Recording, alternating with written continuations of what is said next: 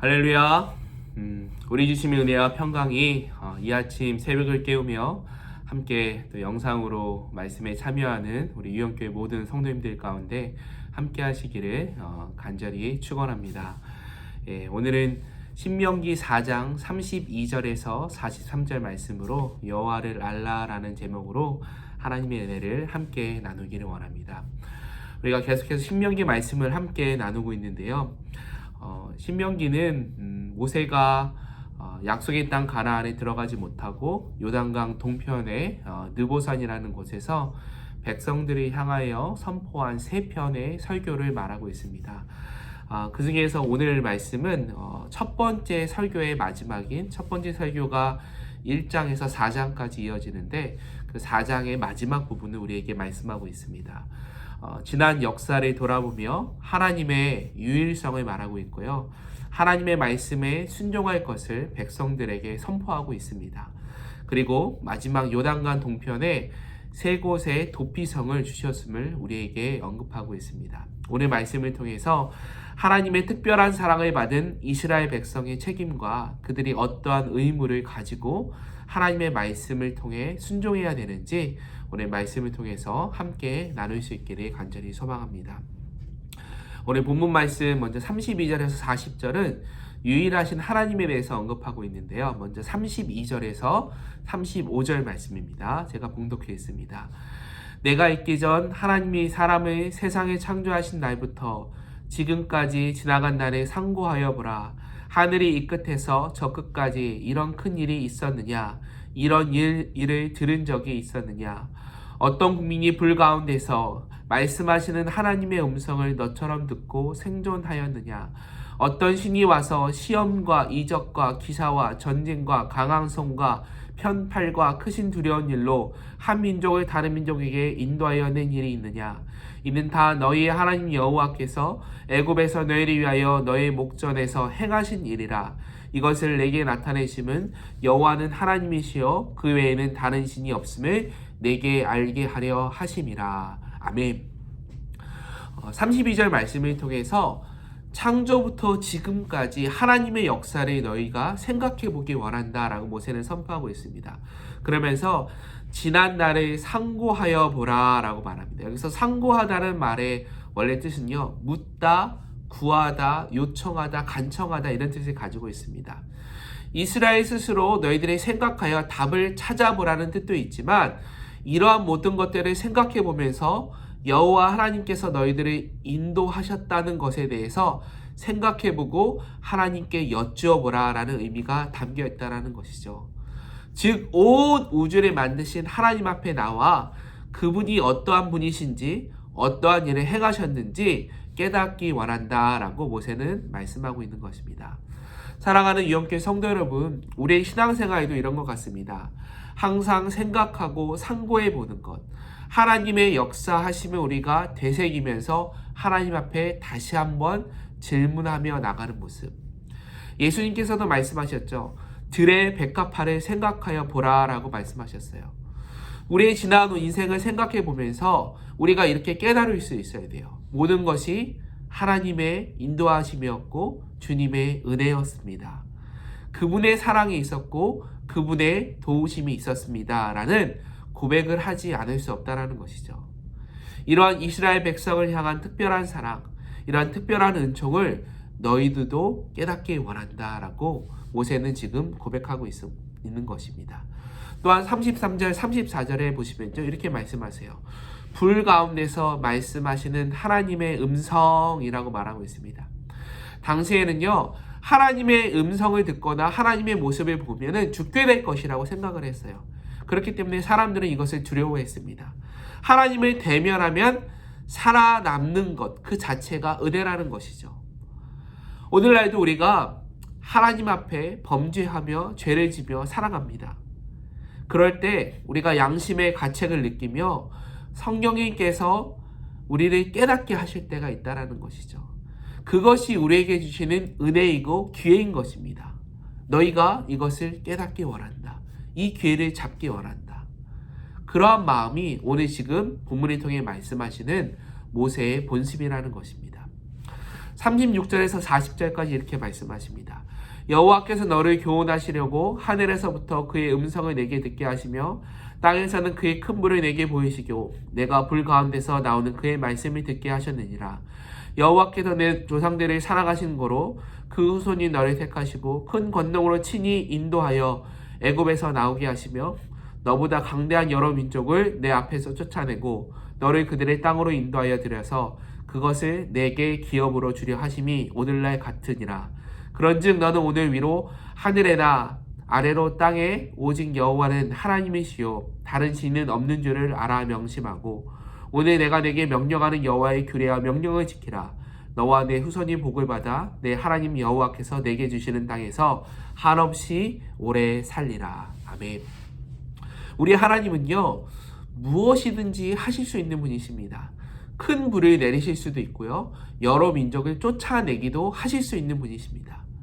그가 사랑하는 민족에게는 한없는 하나님의 사랑과 은혜를 베풀어 주는 분이십니다.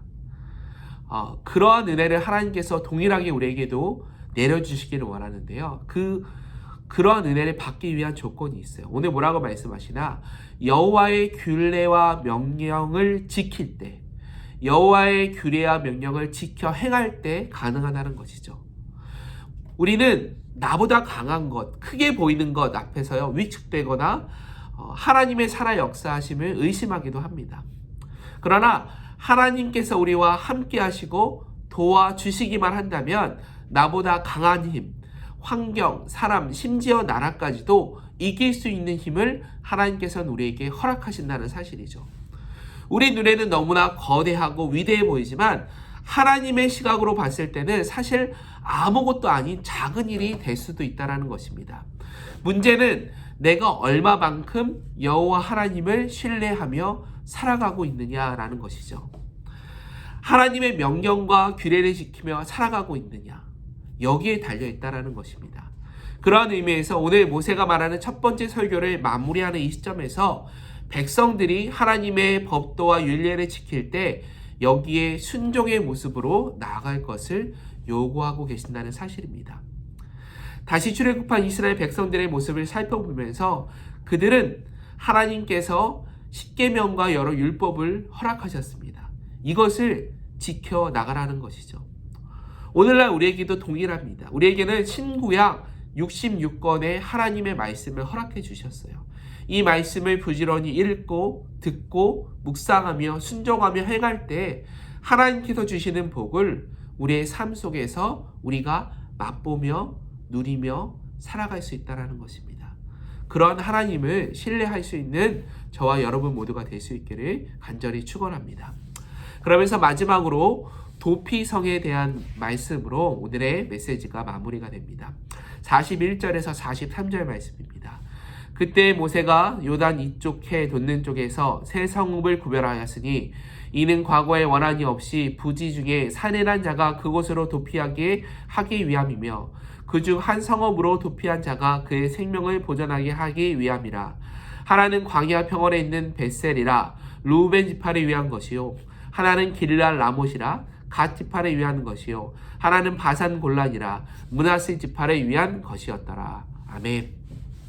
어떤 사람이 부득이하게 부지 중에 실수로 사람을 죽이거나 잘못한 경우에 일정 기간 이 도피성에 가서 죄를 묻지 않고 피해 있을 수 있는 거처를 하나님께서 마련해 주셨다는 사실입니다. 위쪽으로부터 아래쪽으로부터 르우벤 지파 벳셀, 조금 위쪽에 갓 지파 길랄 라못, 조금 뒤에 헬몬산 아래 므낫세 반지파의 바란 골란이 바로 그것입니다. 구약에 보면요, 총 6개의 도피성을 하나님께서 지정해 주셨는데요, 요단강 동편에 3개, 요단강 서편에 3개를 마련해 주셨습니다. 이곳에 가면 하나님의 인도하심과 보호하심을 경험할 수 있는 곳이라는 것이죠. 도피성으로 가는 길은요 너무나 잘 닦여 있습니다. 오늘날로 말하면요 큰 길에 아스팔트가 쫙 깔려 있는 길이에요. 사람들이 범죄했을 때 밤낮을만 자기가 열심히 그것을 향해 간다면 그 6개의 도피성 중에 어느 곳이든지 도착할 수 있는 은혜를 하나님께서는 열어 놓으셨다는 사실입니다. 오늘날 이 도피성이요, 오늘날로 말하면 바로 우리에게는 예수 그리스도가 되십니다. 예수 그리스도만이 참된 도피성이 되신다는 사실이죠. 우리가 그분 안에 거할 때 우리는 그곳에서 자유할 수 있다는 사실입니다. 안전할 수 있습니다. 우리의 생명을 보존할 수 있습니다. 주님 안에 거한다는 것, 주님의 말씀 안에 거한다는 그런 말씀입니다. 요한복음 15장에 말씀하시죠. 내가 너희 안에 거하고 너희 말이 너희 안에 거하면. 우리의 말씀이 내 속에 거하고 내 말이 주님의 말씀 안에 거하게 되면요, 그것이 바로 도피성이 될 수 있다는 것입니다. 그럴 때 우리는 주님을 더욱더 알아가게 될 것이고 그분을 닮아갈 수 있는 은혜를 얻을 수 있는 것입니다. 사랑하는 유영교회 성도 여러분, 우리에게는 잊을 수 없는 인생의 여러 가지 모멘텀들이 있을 것입니다. 개인마다 다 다르겠죠. 그런데 이스라엘 백성에게는요, 잊지 말아야 될 정확한 사건이 있었어요. 그것은 바로 출애굽한 사건입니다. 이 출애굽한 역사, 구원의 역사를 이루신 하나님의 은혜를 항상 묵상하고 기억해야 된다는 것이죠. 우리에게는 항상 우리에게 허락하신 그 은혜를 잊지 말아야 될 사건이 있습니다. 그것은 바로 예수 그리스도께서 이 땅 가운데 오셔서 우리를 위해서 십자가에 달려 돌아가셨다는 사실입니다. 예수님께서 우리와 함께 하신다는 그 사실을 잊어서는 안 되는 것입니다. 예수 그리스도의 이름으로만 우리가 구원을 얻고 크고 놀라운 하나님의 은총을 경험할 수 있다는 사실을 기억해야 한다는 것이죠. 물에 빠져 죽어가는 사람에게 누군가가 구명조끼를 던져줘야 되고 구원의 밧줄을 넣어줘야지만 그 물속에서 살아나올 수 있는 것입니다. 우리에게는 도피성 예수 그리스도가 있다는 사실을 우리는 꼭 기억해야 될 것입니다. 그리스도를 꽉 붙잡고 있을 때 우리는 구원을 얻을 수 있는 것입니다. 그분만이 우리의 유일한 중보자가 되실 수 있습니다. 우리 한 해를 시작하는 2024년 우리가 예수 그리스도를 꽉 붙잡고 better together 믿음의 공동체 안에서 하나님의 선한 사역을 함께 이뤄갈 수 있는 저와 여러분 모두가 될 수 있기를 주님의 이름으로 간절히 축원합니다. 같이 기도하겠습니다. 사랑하는 하나님, 감사합니다. 이스라엘 백성에게 들려주신 하나님의 음성, 하나님의 말씀으로 우리가 유일하신 하나님의 은혜를 깨닫고 하루하루 살아갈 수 있기를 간절히 소망합니다.